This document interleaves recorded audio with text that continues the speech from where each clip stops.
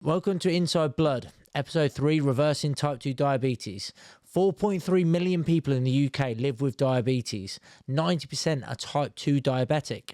Complications already drain the NHS of 6.2 billion every year. Imagine that. On the job, Diabetes Safety Organisation data shows that 2 to 6 severe and 40 non-severe type hypos happen every month. But the tide's turning. The Direct Diet programme puts 46% of participants into remission within 12 months. Weekly semaglutide sliced HbA1c by up to 1.8 points. Continuous glucose monitoring is booming, and Europe's market is racing towards almost 4 billion by 2030. Today we'll show you how diet, drugs, devices are turning type 2 diabetes from a life sentence into a beatable condition. So it's about time we dived in. We're talking about type 2 diabetes, the importance of prevention of diabetes, what diet. Shall we just first classify type 2 diabetes versus type 1 diabetes? I think that's a great way. So type 2 diabetes is different to type 1. Type 2 is when you start becoming less responsive to insulin at the cellular level. And eventually what will happen is you just stop responding to insulin completely, and you don't take blood glucose into your cells. That is not very good. Whereas in type 1 diabetes is where your immune system starts attacking your pancreas and you stop producing insulin and you need to take insulin. Now you can become something called a type 2 diabetic that has insulin dependence because you've secreted so much insulin and your cells are not responding to it. Your pancreas just gives out, and you then need to start taking insulin because your pancreas is just made too much insulin in its life. That's exactly it. So typically it can be called diet-induced insulin, right? We could call it diet-induced diabetes. Diet-induced, and it is. That's it. It's because if you've got diabetes, if you've got type 2 diabetes, let's go no holds bar here. You are eating too much shit. That is what you're doing. You're eating crap, and you're not paying no attention to your diet, and you really do need to kind of take accountability for that yourself. You need to own up to the fact that you're eating too much and you've put yourself in a state of type 2 diabetes. I'm just gonna briefly talk about like the science of that aspect. It's exactly like you say, like you put the shit into your mouth. Like once you do that, a lot of carbohydrates are absorbed really quickly because of amylase is in the saliva. Yeah. So it'll break it apart, go straight into the gut. Some will be absorbed through the stomach, and some will be absorbed through the intestines. Through the intestines. And the quicker they are to go through there, so the more simple the sugar, the quicker it's going to go into the bloodstream. Once it hits the bloodstream, the body's really clever because it's going to say, right, I've got a hormone for that. And if it's over a certain amount, what's going to happen is that insulin's going to come along and it's going to send it to where it needs to go. And we've been talking about this for years. You know, actually how important it is to control sugars and processed foods, you know, in the diet. And eventually you actually set yourself up for this negative feedback loop, Rob, because your PhD was a lot in kind of appetite hormones, right? Yeah, exactly. So you end up having this really poor feedback loop that you just can't stop your own hunger, so you just continue to eat. Can you expand on that? Yeah, no, exactly. Because so I suppose touching on those points is that we've entered into a society where if we're not eating sugars, like simple sugars or processed sugars, we're then eating non-sugars, and then what's happening is either you're intaking these sugars which our body's then responded to with, like, you know, GLP-1 and all these factors which we're going to touch on for sure, and how these appetite hormones and these, you know, are going to be modulated based on the foods we're eating.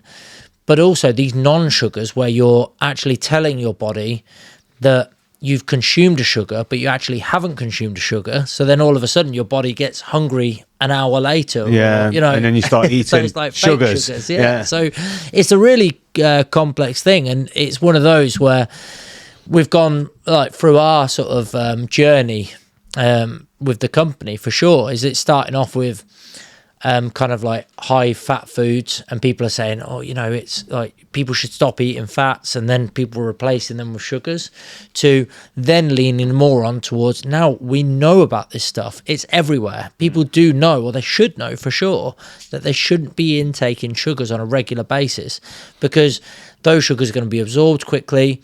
They're going to not enter the stomach quickly, which means you're not going to satiate yourself. You're not going to be, full. Yeah, you're not going to be full, exactly, in the simple terms. And then what's going to happen is you're going to want to eat again. So these blood sugars going up, down, up, and then causing big problems. And I suppose that's where even things like fasting can cause problems with people, and they shouldn't be touching fasting if they are in this negative glucose balance. Yeah. You know, it's a scary thing. I mean, when we first met was David Lloyd, when we was both personal trainers, and this was 2008, something crazy like that. Yeah, but just after then, I think, because I was traveling 2008, so probably 2009. Right, so 2009 we met, and I was a big proponent of low carbohydrate diets at that point. Yeah. The reason that I was a big proponent of low carbohydrate diets, and I still am on some level for some people, is because people just overconsume processed foods, which is heavy in carbohydrates, heavily in refined carbohydrates, which are very dense, calorie dense. So what I like to do, and I still do this to this day, is I take away the carbohydrates for about 12 weeks, not forever, because low carb diets are not healthy in the long term, not in my opinion, not for your microbiome and all these other bodily functions.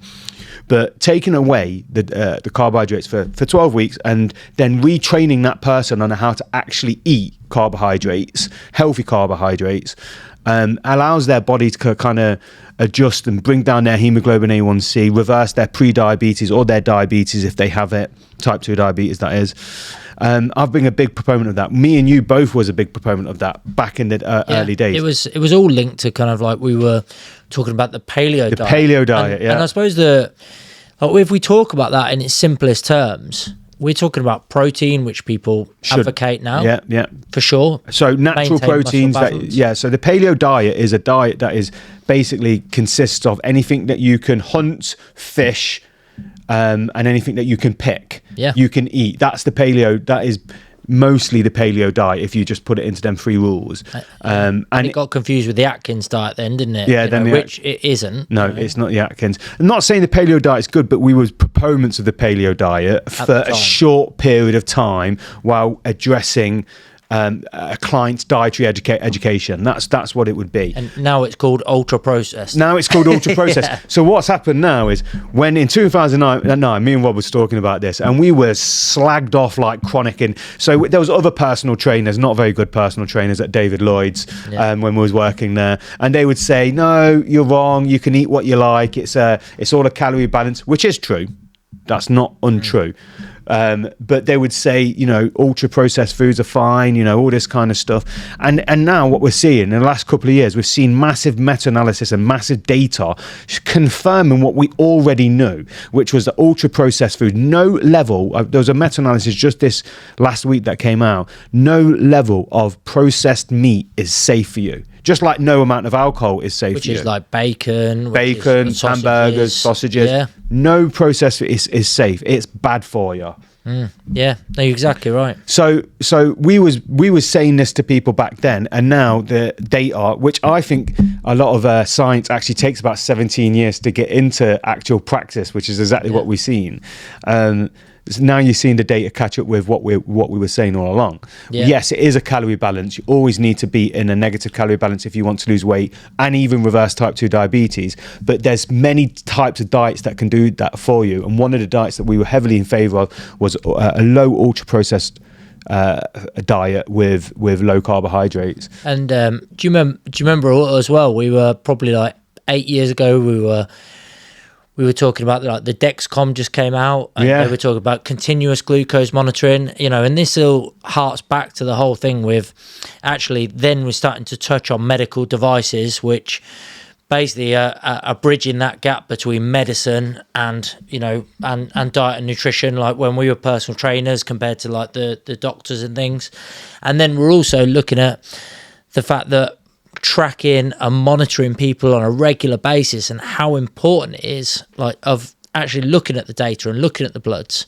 It's so important. Yeah. But then it seems that it's gone a bit crazy on that side of things, where people might be like doing a glucose monitor, but they're not keeping an eye on other things. But then a few years later, then we kind of were talking about. Do you remember we were talking about like PYY sprays? Yeah, I remember you saying that. Yeah, and then GLP-1 come out. We're seeing the semaglutide, like GLP-1. We're seeing that people are injecting it like it's no tomorrow. God for semaglutide. Thank God for GLP-1 and the brand names are called Ozempic, Mounjaro. I love them because it proves one thing, that it is what you're putting in your mouth that's causing you to be fat or diabetic. It 100% is causing that.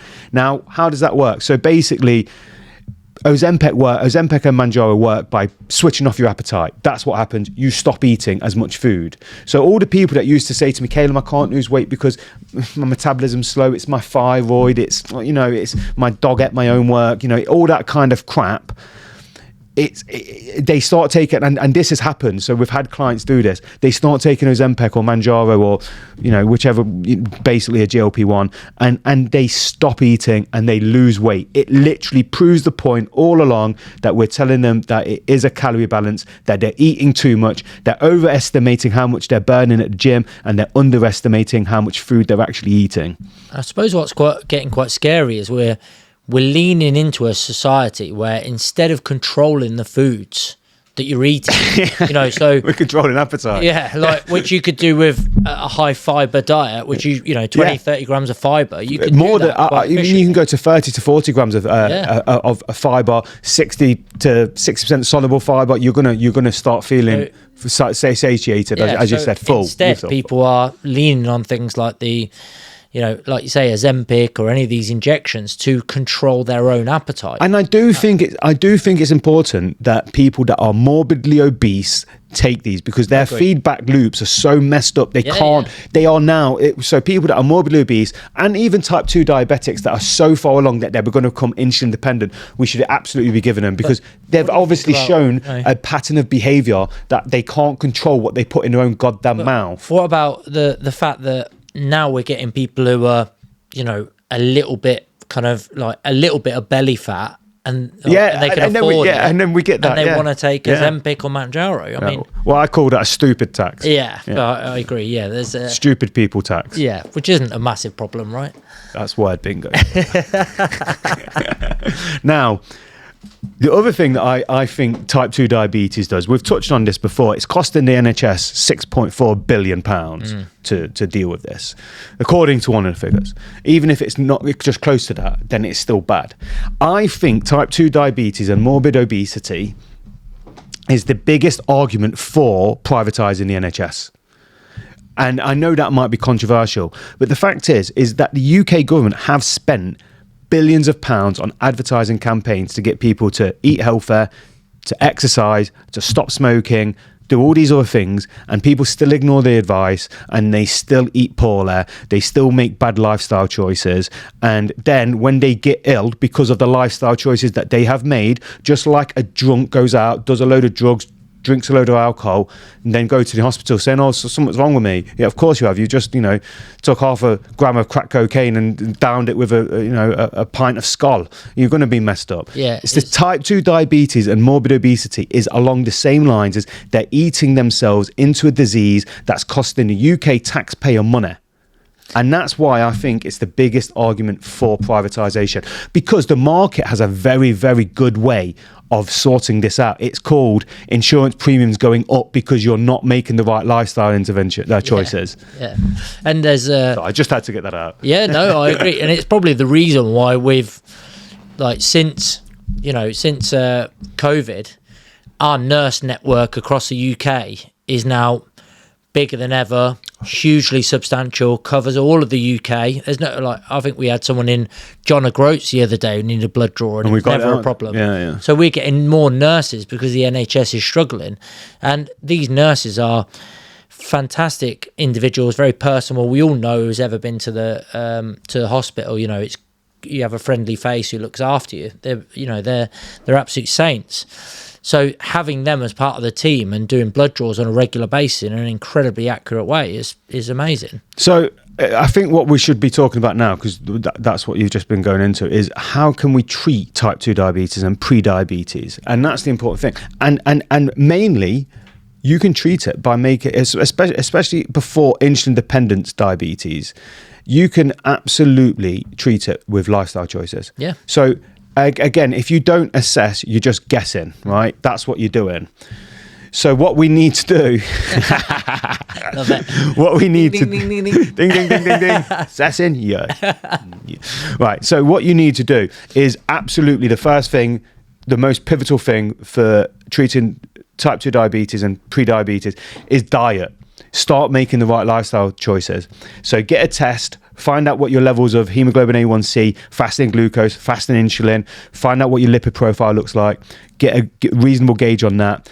Engage with somebody that understands the condition that you have and start making the right dietary choices. The second thing that you should be doing is exercise. Exercise absolutely will, not too much exercise, because too much exercise, as Rob knows because he did his PhD in appetite hormones, will increase your appetite hormones. But the right level of exercise and the right diet will absolutely help you. I've got one client in right now. He's done staggeringly well. He's type 2 diabetic. He's not insulin dependent. He's actually a fit guy. He's within his BMI range. He came to me with a level of hemoglobin A1C level of 63. He's now 52, and he's done that in 10 weeks.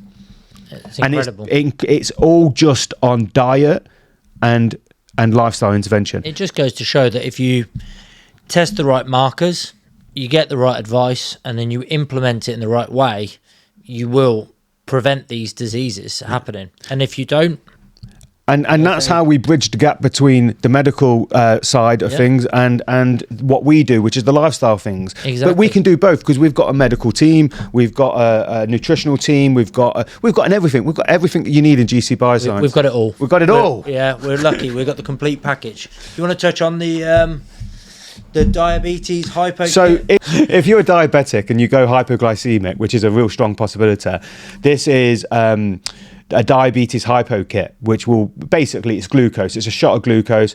They're keeping them at places like airports, and you'll be able to just drink this and you'll come out your hypoglycemia pretty quick, Claire. I think within 15 minutes you'll probably start, probably a lot quicker than that. But I would say it's really important, because actually people in hypo are going to get dizzy, going to get sick very quickly, and actually a lot of the time we don't know as individuals. The average individual wouldn't know how to resolve this. No. They might say, they've just in actual fact, the education around it, even for people that have diabetes, is very, very poor. So to have those available, just like a atrial fibrillation kit or anything like that, that could actually save someone's life.